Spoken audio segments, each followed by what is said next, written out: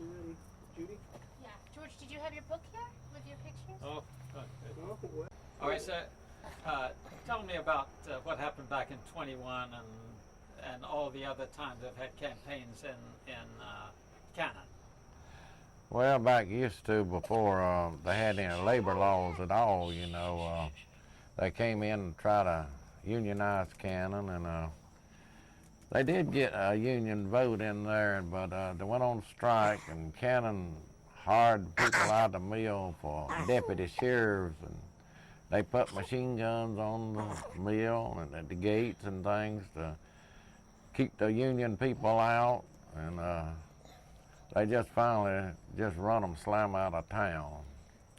And this has been put in the children's head all through these years, and they just been anti-union. About 30% of them you can count on being union people all the time, but the others are just afraid, and they've been raised, and they've had what they call brainwashing all the years that unions was bad, outlaws and things. That they come in and take your money and run, and they just been against unions so long, and it's been teach to the children. And even in the schools, they won't let them teach collective bargaining and anything. How have they used the history in the next campaign? You mentioned how they put pictures on the bulletin boards, etc., in the 70s. Yeah, we had a election in '74, and they had enough of plywood for bulletin boards to build another plant up there.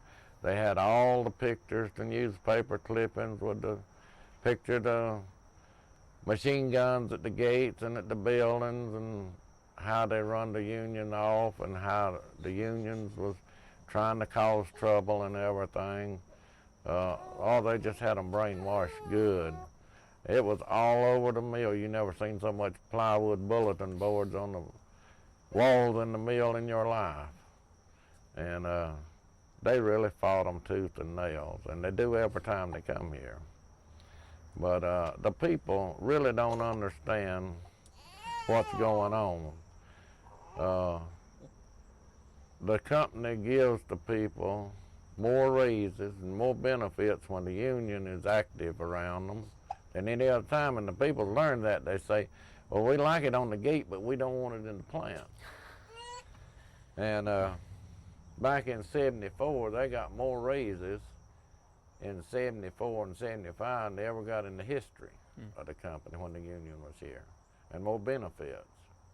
Could you go back and tell us about how they use those pictures? And you ended with a phrase that I want again. They don't want people to forget.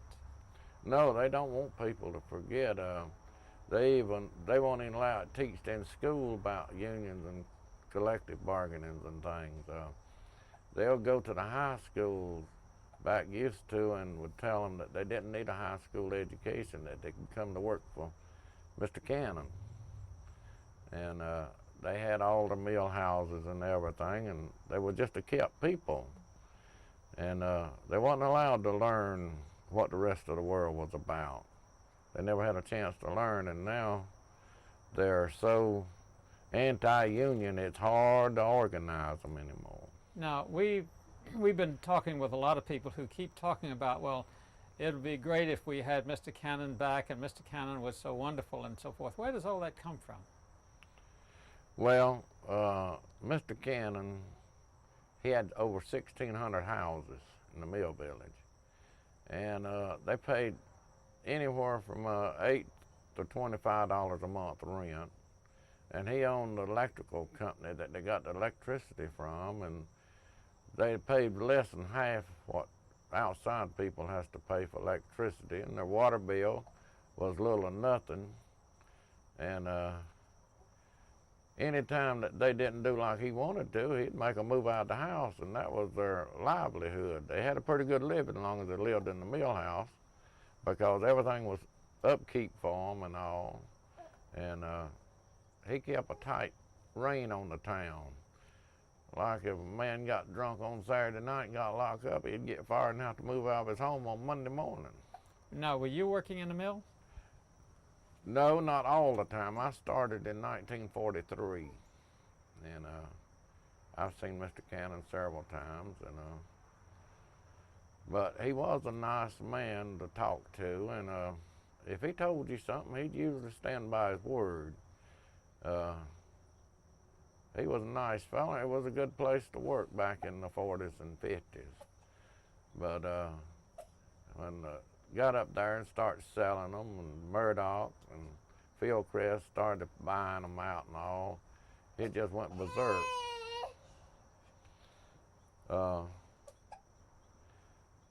See, Mr. Cannon worked. You could talk about the baby Yeah. and tell her that, don't worry, you could take her if you think she'll stop crying in your arms. But I think she's hungry. I think I'm gonna go feed her. Mr. Cannon, he worked. He paid his own way as he went. He paid cash money for everything. Well, Mr. Murdoch bought it and went in debt. And he operated with paper, more or less. He had to show a big profit just to make the payments.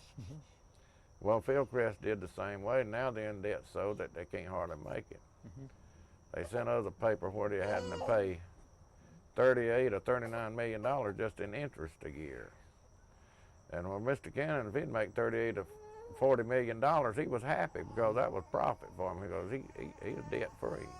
Now, what about the wage, the salaries that these executives get here?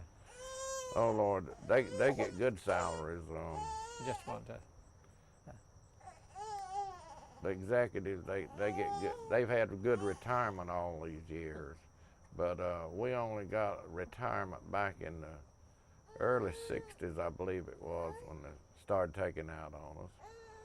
And then Mr. Murdoch come in and got part of that, so we got a very little retirement. Now, did you work in the mill? 28 years, I think. I worked in the sheet department. And how did you find it working in the mill there? Well, to start with, it was a good place to work. But the longer you was in there, towards the end of the time that I was in there, it got kind of hard to please them, We've heard a lot about stretch out. What do they mean? That means making one do the job of two. Just cutting one job out and let one person run both of them. Did that happen often? Not where I worked, it didn't. Because you can't run but one sewing machine at a time. I think somebody better get fed. Yeah. Yeah, But okay. you didn't tell them about the price of those fitted sheets when you first started hemming them. Well, when they started off, the fitted sheets paid $9 and something a hundred. And our superintendent told them that it was a good job, it was good money, but it would be up to them to keep it that way. Well, some of them got greedy and they started, trying to see how many they could do. One time I got on fitted sheets, it was $3 and something a hundred. That's how people can ruin a job, George. Yeah. But before we move, could you give us a little background? I mean, here you are, you were retired, you were all settled, and then this campaign came up last year and you got all involved again. What happened? Well, what really happened to me, I was retired, and when I retired, they didn't tell me anything about I wouldn't get no retirement. See, I'd worked for years and paid in the retirement and all, but then when I went to the retirement board, they told me that it was put on hold, that I wouldn't get no retirement. And then I got in touch with the union, and they sent a man over here, and we got to investigating, and Mr. Murdoch took our retirement and sold it to Executive Life, and Executive Life went bankrupt. And Mr. Murdoch took $36 million out of it and put it in his own pocket. And so we was left without any retirement. So we had a Senate hearing, and the news media came in, and we raised enough of stink so Mr. Murdoch come back and made up part of the retirement till the insurance companies in North Carolina could take over. And then we finally got where we can get our retirement, what little bit we got now. We're getting it now. But we had an awful time getting our retirement started. We'd better do that again. I think maybe you better feed the baby. Let me see. And How I'm do going you to get. Maybe Plug could this. could you undo her? Sure, I'm just All we have to do is unscrew. just unplug. hold on to that. I'm going to part. get him to tell that again. Okay. All of And a sudden you're quiet now, huh? get You it. can leave that on. That's okay. Actually, I'll hold the kid and shoot, and then we can get this for a while. Give Needs him to be quiet. just a moment. Let me Paper. Yeah. Oh, you just put that in your pocket. hold it just a moment, Jamie. This is one for the union.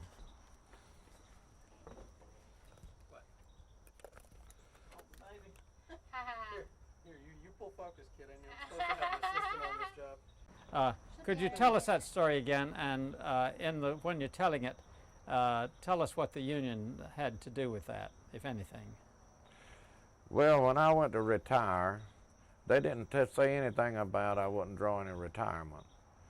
So I got in touch with the union after they told me they wasn't going to pay us no retirement. And so they got involved in it, and they got a man over here to talk to me, and we got to investigating it, and Mr. Murdoch had sold our retirement fund to Executive Life, and he took out $36 million of it and invested it for his own self. Well, Executive Life went bankrupt, so there wasn't nothing for the rest of the people. So we got the news media, and the union called in news reporters and things, and we got it so hot on Mr. Murdoch, he come back and made up on our retirement till the North Carolina Insurance Commissioner could get it straightened out. But now we're getting our retirement like we're supposed to get it. Now, could you talk about what you and other retired workers have been doing in this recent campaigns? Yeah, we work with the union to try to get the people to join the union, and to show them that they didn't have any guarantee of anything unless they had a union contract. It's just like they promised us for years that we'd have a supplement pay when we got old enough to retire to get our insurance with. But in January 92, they cut that out. There's nothing we can do about it because we don't have a contract or anything. Mm-hmm.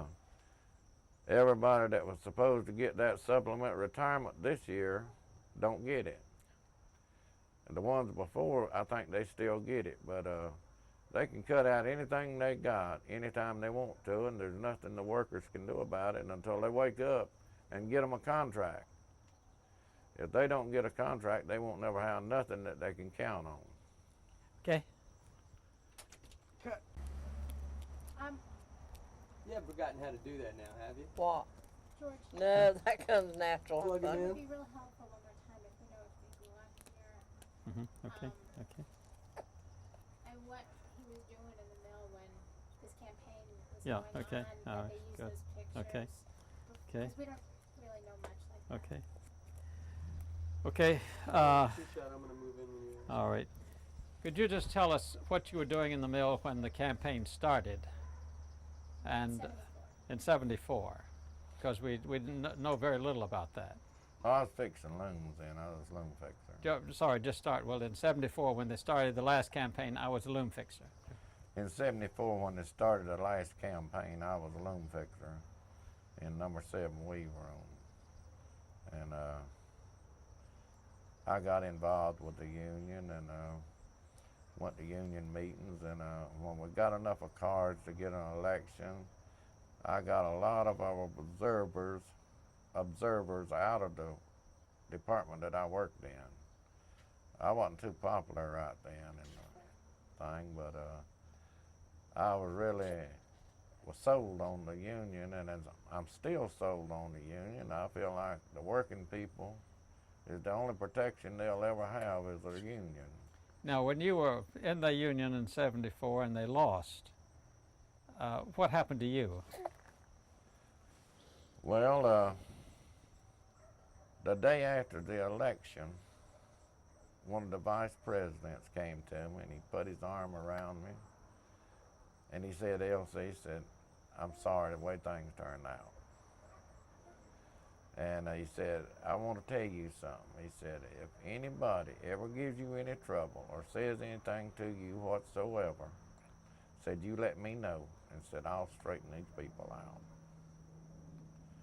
And I never did have no trouble after the election. And when I wanted something done, I couldn't get something done, I'd say something to him. It wouldn't be but 5 minutes till things would be straightened out. Now, they were very nice to me after the election. Now that was so different from what happened in 34 when they evicted a lot of people. Why do you think the difference was? Well, I think the government had passed laws to protect people organizing and things that they didn't have before. Back then, the companies could just have their police force to come out and shoot them or whatever they wanted to do to the people that tried to organize the place. And they didn't have no laws and anything to protect the working man. And we're going to have some more laws passed to protect the working man too, because this here administration looks like trying to break all of our unions. Let me show you some pictures that we have from 34. You might be able to recognize some of them. Let's see here. This is right here. This is machine gun. Yeah. You recognize the houses over there? Down in Concord, That's in. at the Gibson. That's right. That's Be the old Gibson. Yeah. Y'all recognize the houses because I was raised down in there. Uh-huh. Now, she'd recognize more of it than I will. You may. I mean, as far as the Uh-huh. This was 34, and you see where they had the machine guns. So it wasn't just legend. This No, is reality. This is history. Yeah, look at this. Where'd y'all get those pictures? They came from out of the archives. Really? Isn't that amazing? That's Is that the reckon. picture? There used to be a boarding house for There women. used to be a boarding house up here. No, it's for men and women, wasn't it? They called it the Maryland Hall, and Cannon owned that. Mhm. That's been tore down. Now the trick was that they got home guards, National Guardsmen, from other places to come in here. They didn't get your old local people, because a lot of textile workers were also National Guardsmen. Yeah. George, is that the picture that was used in 74? Now, have we seen any pictures that were used in 74, do you think? Do you recognize any? Well, they used all of them, I think. Uh-huh. Every one that I've seen them on the bulletin board. Yeah, that one, for example. Yeah. What Well- would they do with them? Could you be, again, more specific? Okay. What do they do with them when they put them on the bulletin board? Oh, it was the pictures. See, they had the newspapers, clippings, and everything from back that day, and they'd post it all on the bulletin board, so everybody could read it. And they was down at eye level too, where you could see them. Uh-huh. And they had them plastered all over the mill. I mean, there's about 84 acres of floor space in there, and you just think of the bulletin boards they had, just about wall-to-wall bulletin boards with those pictures on there. Well, now, I've shown you the ones from Kannapolis. Here are some others that from other places. This is in South Carolina. You see where the guards are out with their guns. See the pistol there? Yeah. And here's one that they've got, see, with the bayonets out? Yeah. Isn't that amazing? And then here's the saddest one of all to me. People going back to work with the guardsmen there. They look pretty whipped, don't they? Now that's what you call a police state there. Yeah. Uh-huh. And we're talking about freedom. And when we lose our unions, we're going to lose our freedom too. There's no two ways about it. Every country in history just about it, when they lose their unions, they're taken over by dictators or something like that there. Now here's another picture that they used a lot. Tear gas. Yeah. And so people think that unions equals Telephone. strikes equals violence. And that, of course, is a problem. But you know, it's kind of like Jimmy Hoffa. They'll see the cell phones ringing. I can't get away right now. I'll get it. Okay. You know, I read the book on It Jimmy may be Hoffa, right. where the companies would hire the police and company guards to come out and shoot the truck drivers down and everything else. Yeah. And he had to get the mob to come in there to kind of even the score up. But I've talked to many truck driver and people talk about him being crooked. He said they didn't care how crooked he was. He always delivered to them. Mm-hmm. And they would laugh at you when you're talking about Jimmy Hoffa being crooked because he got them everything they wanted. Mm-hmm. And Well, here's the kind of picture that I don't imagine you did see. This is a big Labor Day parade in Gastonia. Hmm. That was in 34. It was interesting. We were showing them down in Canapolis, in Gastonia, yeah, and people couldn't believe that that many people came out then. We found a fellow who played the drums that day, and we've got movie footage of this. And the fellow found his father in the parade. that's great. Yeah. I don't know any of them. Yeah. Now here's something you didn't see. Where is that? This is in front of the Parkdale Mill down in Gastonia. I read about it, but Yeah. Well, this is one of the big organizers, Albert Henson, yeah. making a speech there. We have this on movies as well. But this is the thing that startles everybody. That was a Labor Day parade, and look at all those locals represented. Mm. Wouldn't it be great to see that many? Oh Lord, wouldn't it though? But that's what it's gonna take. The people are gonna have to get up and take this country back, and they're gonna have to take their unions back to ever get anything for themselves, because they're robbing the working man to death now.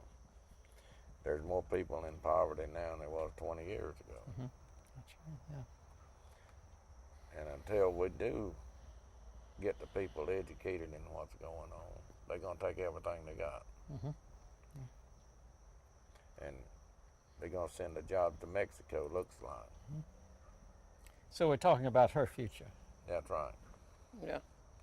She doesn't look concerned right now. It does. It I scares don't me. believe it's entered her mind yet. Yeah. It scares me Well, I what the got a young while people to is go. coming up into now. Yeah. I know. You take, when you and I came up, the Oh. job market was pretty well wide I open. need to quieten that There car was a down. future there. But today, even with a college education, you don't have no guarantee of nothing. No, that's true. Well, I teach at New York University, and I'm very much worried about the kind of society my students are moving out into. It's a scary situation right now, especially for the young people. Was that all you had of Canapolis? That's all I have Concord. is Canapolis and Concord. This is down in Luray again, and we found a match shot for this. Look at that. We talked with a fellow whose father was one of the Dirty 100s. This is in Belmont, where one of the soldiers got gun happy and stabbed Running, aren't they? stabbed somebody and killed him. But here's again the kind of pictures that they didn't put up. This is at a big labor rally. See that? But there's still people in Fieldcrest Cannon right now will still brag about their fathers and things being in this to help run the union out of town. And I know one feller still had his badge that his daddy wore, deputy sheriff up there to help keep the union out of Cannon back then. And they thought that was the grandest thing ever happened. They didn't know they were cutting their own throats for generations. Why do you think that they didn't realize that? Well, they didn't know they wasn't educated. They had never been exposed to unions, and the companies had them brainwashed. The companies run the schools, and they just don't know. They don't understand how they work. Union organizers comes in, they'll put up $3 or $4 million on a big old wire box and come down through there and say, this is your union dues, it's going out of town, what good is it going to do you, you know? Everything about a union that they think can turn around and make it look bad, that's what they do to the people. And they got the people scared to death of a union. But about 30% of the people has woken up. You can just about count on about 30% of them at any given time. But the other 60% is really going to have to be educated if there's a possibility of that. I don't know whether there's a possibility of educating them or not. Seems like textile people have got the idea, well, somebody else will give it to them. That somebody's going to throw it in their lap and they're not going to have to do nothing for it. Well, we've heard from a lot of the executives we've interviewed that Southern people are independent and just don't want unions, which to you may seem a contradiction in terms, but that's the way they put it. Well, they are independent, but I think a little of it because of the lack of education. The majority of the people that's been in textile for years was undereducated. You'd be surprised at the ones in textile that couldn't read and write. And they only knew what the boss man told them. And those people, you can't tell nothing else because the company tells them that, and that's all they'll listen to. Until people gets where they're willing to read and watch the rest of the world and learn, they won't never be no better off. Now, what gave you a different vision? What gave you a different idea? Can you pick that up again? Yeah. Get the car on top. What gave you a different idea? Why do you have a different view of unions from other people in the plant? Well, I've watched people, and I studied people from up north where they had unions, and I've studied their wages and their living conditions, and all union people had a better standard of living than non-union people did. And then when the union came, I went to their meetings. I even went to Stewart School. And I studied the unions, and I reckon I just kind of educated myself on them, you know, more than anything else, because it wasn't taught in the public schools here. And you were born here? No, I was born down in Anson County, a county that's more anti-union than this one is. That's the truth. So you didn't come from a union background? No, but I always wished that we could get organized and where people could have something that they could count on, so that when a man tells you something, he can't just come up and say, well, I'm not going to do it. If you have a contract with somebody, it's a lot better than somebody telling you something and then you say, well, I didn't say it or something. If you got it in writing, you can read it. You got it. Just hearsay, you can't prove it. And so there's not much law in backing a man up for what he says if he ain't got it on paper. And I feel like the people in this county and all the rest of North Carolina is going to have to unionize before the standard of living ever comes up, because it's been one of the lowest paid states in the union for so many years. And the company's not going to bring it up here. They're bringing companies down here from up north for cheap labor. They say, come on down here. The politician does. Said, I'll give you a man and his wife both labor cheaper than you can get one man up north.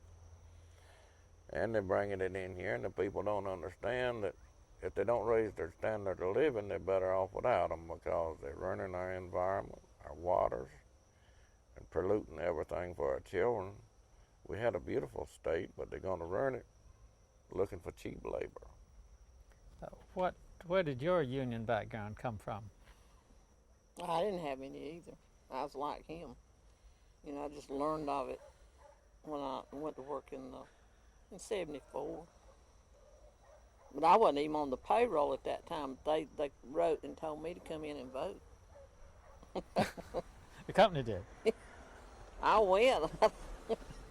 They didn't know how I was gonna vote. So they figured since Or you they were wouldn't have. retired, they asked you to come in and I wasn't retired. I just wasn't working at that Yeah. time. I was out for surgery or something. If they'd have knew how I was gonna vote, they wouldn't have bothered to notify me. So you don't know where your union background came from? I sure don't. I should have remembered that big strike in Concord because I was 7 years old, but I don't remember it. And my mother always worked down there at Gibson Mill. My daddy. But I don't recollect any of that. Do you remember a fellow named Red Lisk? Mm-mm. Huh. No, I don't. We've been kind of chasing down his memory because we're trying to say to present day textile workers that there's some people in their past who should be honored as well as the people who invented the textile machinery and who put up the mills. That's Should- true. And have you been down to the museum in Kannapolis? Yeah, we've been there. Yeah, we've been down there to the visiting center. That's what they call Did you see any tributes to workers? it. No, Penny. penny hush. You take some of those people back in the early 20s and late 20s. Now, there was your heroes. Them people had their life in their own hand when they sacrificed to try to organize these people. And these people turned against them like that. That's your real live heroes there. The people nowadays, they don't have to be a hero. All they have to use is common sense. They talk about Ozzie Raines and all being so mean and everything. Well, he gets paid for being mean. But the people can be just as mean as he can if they want a union. And that's what they're going to have to do, is be willing to stand up and sacrifice just a little bit. Those people were sacrificing their lives for a better life. But these people is even scared to death to even vote in a private election. They scared somebody to know how they voted. But Who is Ozzie Raines? Tell me about him. Oh, he's the spokesperson for Fieldcrest Cannon up I there. see. He's the one that gives all these scary movie talks and things up against the union, and one that's testifying in court about all of them. You know, no discrimination and about they got a fair election and all. He's the hatchet man. I see. Did you see any of those movies? Yeah, I saw some of them. Vonnie brought me one over here a month or so ago. I looked at it on VCR. What did it look like? It's about the same thing as it was 20 years ago. Same old stories that you would have to start from scratch, the bargaining, and they didn't have to do nothing but bargain in good faith. That they'd take everything, and you'd have to strike, and what it would be like, people striking, the union people cutting your tires and busting out your windshields and things. Everything bad about a union that could happen, that's what they show. It's just more or less to brainwash the people against the union and to scare them. It's scare tactics, all it is. And they let them know that they're the one that pays their salary, and they get a union, they're going to have to fight for every bit of pay they get then. Well, it hasn't changed since the early 20s. We were talking with some fellows the other day whose parents had to leave the mills Yeah. and go all the way to South Carolina to find a job. That was in the early 20s. Yeah. So it's been pretty much the same thing since. It hadn't improved very much. I'm afraid not. Just like the labor laws.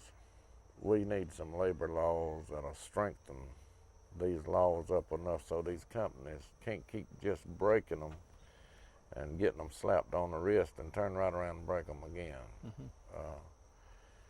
If the elected officials ain't willing to pass some laws to give the working man some room to bargain, he's going to be in poverty as long as he lives in this country.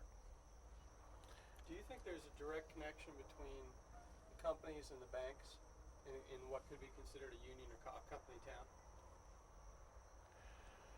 Well, I think the whole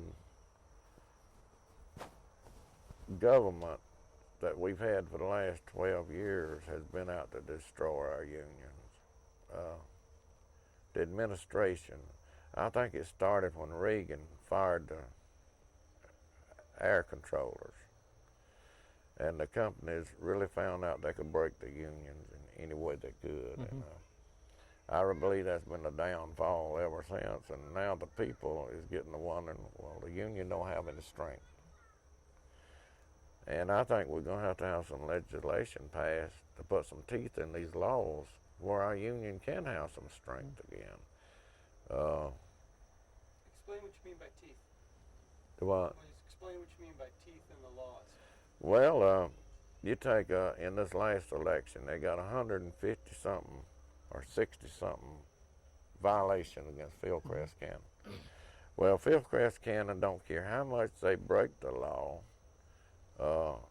as long as they can beat the union. They'll go out here and pay a little fine or something, and they'll appeal this thing up 4 or 5 years till people say, well, that union can't do nothing for us.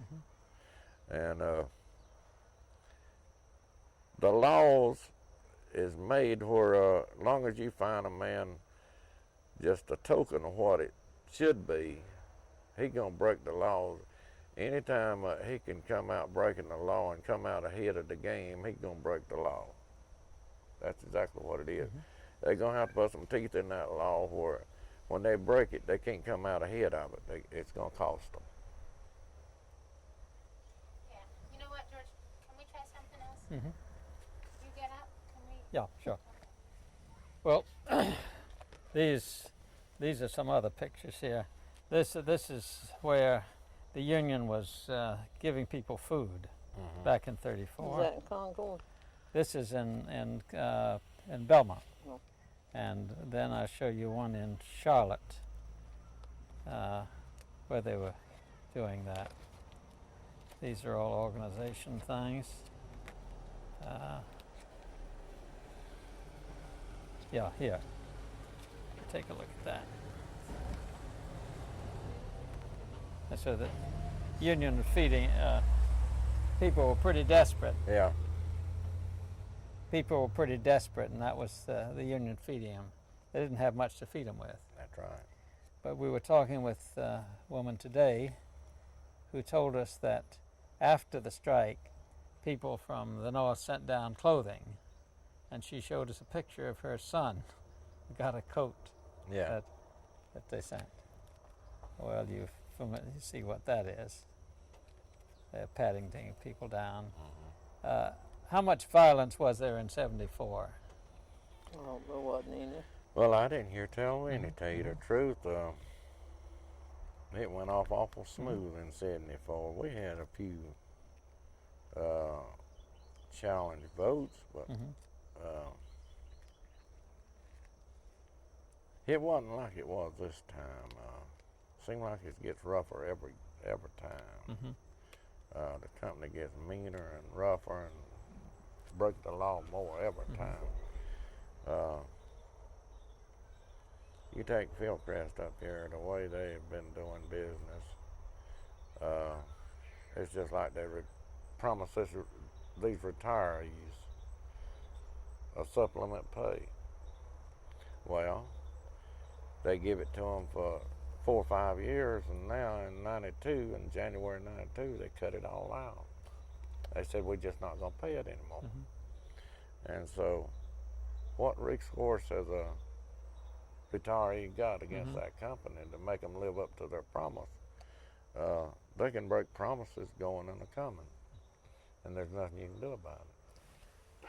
Well, we were going around town taking some pictures, and this gentleman came up, kind of dressed like a retiree, and he's asked me what we were doing, and I told him, and he said, well, was born and brought up here. He left because he couldn't stand to work in the cotton mill. He went north. He got a job as a machinist in the north. He joined a union, worked as a union man all his working life. He came back here to retire.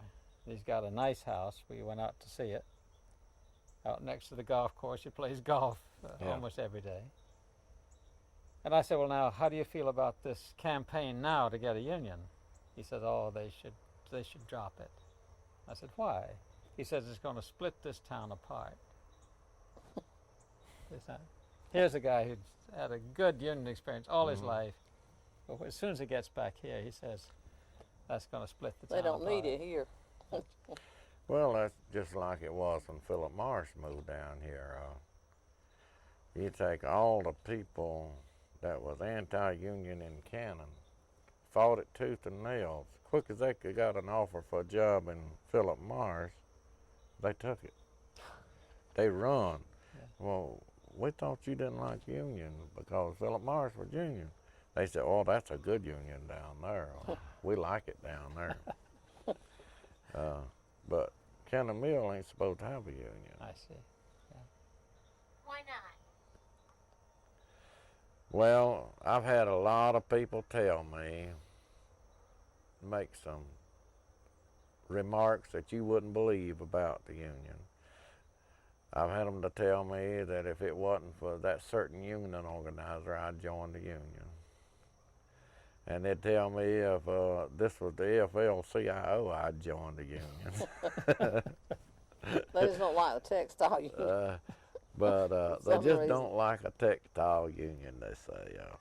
Do you think that race has anything to do with it? I think the companies plays the race issue.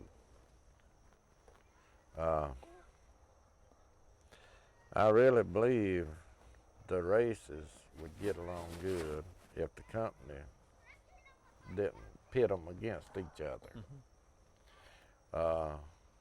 They'll get the rumors started before an election that the blacks is going to take over. The blacks is going to tell you what to do, and they're going to do this, and they're going to do that. Well, the first thing you know, they got the white people say, well, we don't want them people telling us nothing. So then they go to the company side.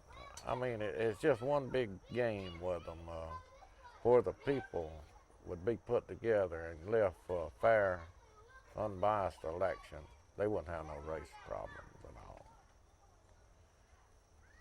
In other words, I think the blacks and white would get along fine if the companies didn't try to turn them against each other.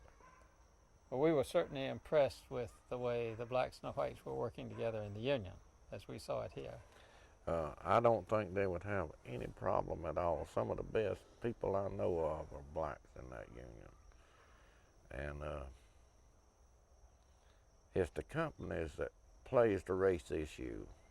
They want to keep it that way. They don't want the blacks and the white to get along because they're scared they'll unionize. It's just like talk about welfare and stuff. The first thing you hear about blacks is they're all on welfare. Well, there's more white people on welfare than there are black people. I don't see how to get that. But if you don't give the black people nothing, the poor white people ain't gonna get nothing either. Because if you can't raise the black people's standard of living up, the poor white people's gonna stay right down there with them because they all gonna have to make the move together to ever get anywhere. But these companies and things, they want to keep this thing a racial issue. They don't want our standard of living to come up. They'd rather buy their jet planes and things and party and let us live in poverty and fight among ourselves. But I really don't think we'd have no racial problems if the companies would quit pitting each other against each other and propaganda and stuff. Okay. Yeah, you know what would be really nice for, can you come this way? I had to show them the pictures. It was really hard.